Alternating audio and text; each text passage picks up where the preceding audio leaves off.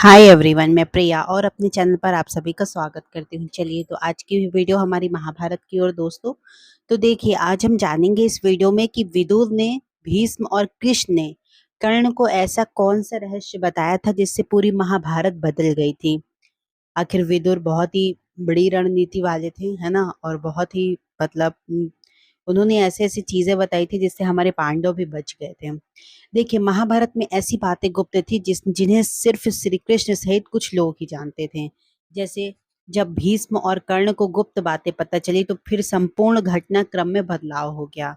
आखिर वो गुप्त बातें कौन सी थी? तो देखिए विदुर ने बताया था भीष्म को कुछ राज। वो कौन से राज थे?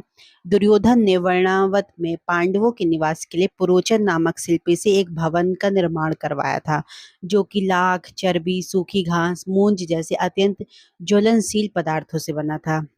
दुर्योधन ने पांडवों को उस भवन में जला डालने का षड्यंत्र रचा था। धृतराष्ट्र के कहने पर युधिष्ठिर अपनी माता और भाइयों के साथ वर्णावत जाने के लिए निकल पड़े।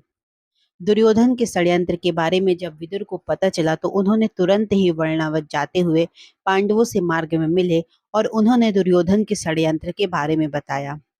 फिर उन्होंने कहा कि तुम लोग भवन के अंदर से वन तक पहुंचने के लिए एक सुरंग अवश्य बना लेना, जिससे कि आग लगने पर तुम लोग अपनी रक्षा कर सको। मैं सुरंग बनाने वाला कारीगर चुपके से तुम लोगों के पास भेज रहा हूँ। फिर क्या, जिस दिन पुरोचन में आग प्रज्वलित हो करने की योजना बनाई थी, उसी दिन पांडवों ने गांव के ब्राह्मणों और गरीबों को भोजन के लिए आमंत्रित किया। रात में पुरोचन के सोने पर भीम ने उसके कमरे में आग लगाई। धीरे धीरे आग चारों ओर लग गई। लाक्षागृह में पुरोचन तथा अपने बेटों के साथ भीलनी जलकर मर गई। लाक्षागृह के भस्म होने का समाचार जब हस्तिनापुर पहुंचा तो पांडवों को मरा समझकर वहां की प्रजा अत्यंत दुखी हुई।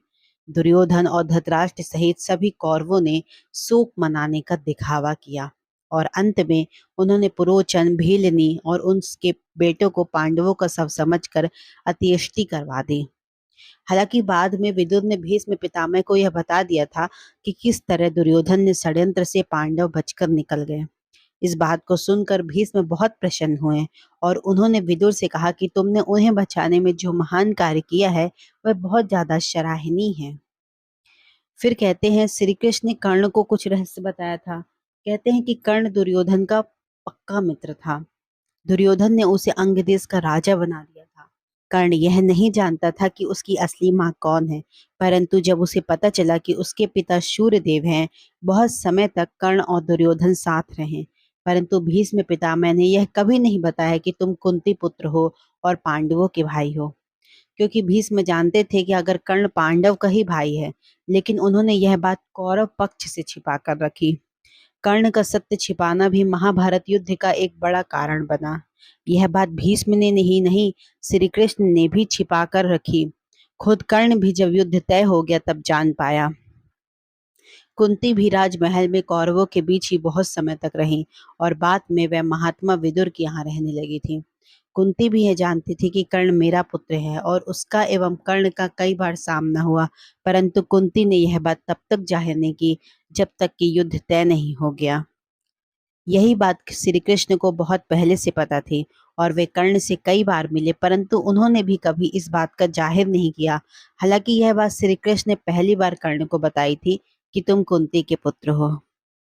श्री कृष्ण ने यह बात तब बताई थी जब वे कौरवों और पांडवों की ओर से अंतिम बार शांति प्रस्ताव लेकर गए थे और उन्होंने वहां 5 गांवों की मांग की थी, परंतु दुर्योधन ने उनकी मांग ठुकरा दी और फिर श्री कृष्ण को समझ आ गया कि अब युद्ध तय हो चुका है। ऐसे में उन्होंने महात्मा विदुर के यहाँ रुकने के दौरान कर्ण को बुलाया और दोनों एकांत में गए। वहां श्री कृष्ण ने कर्ण को यह राज बता दिया कि तुम्हारी माता कुंती है और पांडव ही तुम्हारे भाई हैं। यह जानकर कर्ण को बहुत धक्का लगा था और उन्होंने श्री कृष्ण से वचन लिया कि आप यह बात पांडवों को नहीं बताओगे। कि इसके बाद कर्ण से मिलने के लिए कुंती भी माता एकांत में गई थी और उन्होंने कर्ण से इसके लिए क्षमा मांगी थी। कहते हैं कि कुंती कर्ण के पास गई और उससे पांडवों की ओर से लड़ने का आग्रह करने लगी। कर्ण को पता था, मालूम था कि कुंती मेरी माँ है।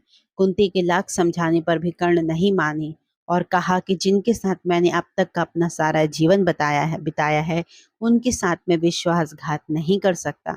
तब कुंती ने कहा कि क्या तुम अपने भाइयों को मारोगे? इस पर कर्ण ने बड़े ही दुविधा की स्थिति में वचन दिया कि माते, तुम जानती हो कि कर्ण की यहाँ याचक बनकर आया कोई भी खाली हाथ नहीं जाता। अतः मैं तुम्हें वचन देता हूँ कि अर्जुन को छोड़कर मैं अपने अन्य भाइयों पर शस्त्र नहीं उठाऊंगा। जब कर्ण का वध हो गया, इसके बाद जब उनके दाह संस्कार के समय दुर्योधन को यह बात पता चले कि कर्ण कुंती पुत्र था, तो यह सब जानकर हैरान हो गए थे। यदि युद्ध में कर्ण को असहाय स्थिति में देखकर नहीं मारा जाता, तो अर्जुन की क्षमता नहीं थी कि वे कर्ण को मार देते।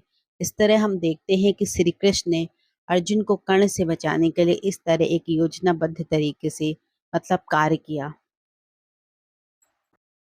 देखिए, विदुर जी ने सबसे पहला बहुत सराहनीय काम किया था कि उन्होंने जो लाक्षागृह में आग लगने वाली थी, उसके विषय में उनके दुर्योधन के षड्यंत्र के बारे में उन्हें पता चल गया था और उन्होंने बताया था।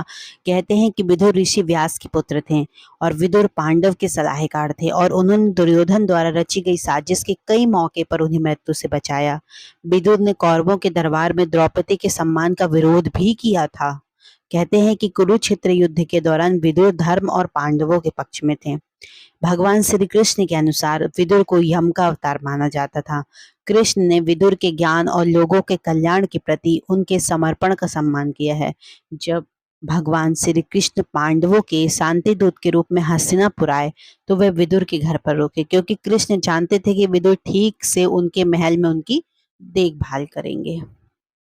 कहते हैं कि कुरुक्षेत्र युद्ध के विरोध में विदुर ने मंत्री पद से अपना इस्तीफा दे दिया था। विदुर अपनी वृद्धावस्था में एक संत के रूप में अपने सौतेले भाई धृतराष्ट्र और अपनी भाभियां गांधारी कुंती के साथ जंगलों में चले गए थे और अपनी मृत्यु के पहले उन्होंने युधिष्ठिर को अपनी शक्ति देते हुए कहा कि दोनों भगवान यम धर्मराज के अवतार थे। विदुर नीति को उन लोगों के बीच सबसे अच्छा माना जाता है जो धर्म के मार्ग पर चल रहे हैं। विदुर सत्य, ज्ञान, साहस, ज्ञान, निष्पक्ष निर्णय और धर्म के व्यक्ति के रूप में जाने जाते हैं। उन्हें महान महाकाव्य महाभारत में पवित्र व्यक्ति माना जाता है। कहते हैं कि विदुर, जो कि धर्मराज या यम के अवतार थे, उन्होंने अपना पूरा जीवन धर्म मार्ग में व्यतीत किया। उन्होंने पांडवों की रक्षा की और उन्हें ठीक से सलाह दी कि उन्हें धर्म के मार्ग पर चलने को कहा। वह एक नेक इंसान थे और हर किसी का सम्मान करते थे। चलिए, तो हमने आपको सबसे पहले तो ये बताया इसमें कि महाभारत में विदुर, भीष्म, श्री कृष्ण ने कर्ण को ऐसा कौन सा रहस्य बताया था जिससे पूरी विदुर ने भीष्म और श्री कृष्ण ने कर्ण को ऐसा कौन सा रहस्य बताया था जिससे पूरी महाभारत बदल गई थी। तो देखिए, मैंने आपको वो रहस्य आपके साथ इस वीडियो के द्वारा बताया आपको। तो चलिए, आई होप आपको वीडियो पसंद आया होगा दोस्तों। तो हमारी वीडियो को ज़्यादा से ज़्यादा लोगों तक शेयर करें और हमारे चैनल को सब्सक्राइब भी करें। Thank you so much. जय श्री कृष्णा।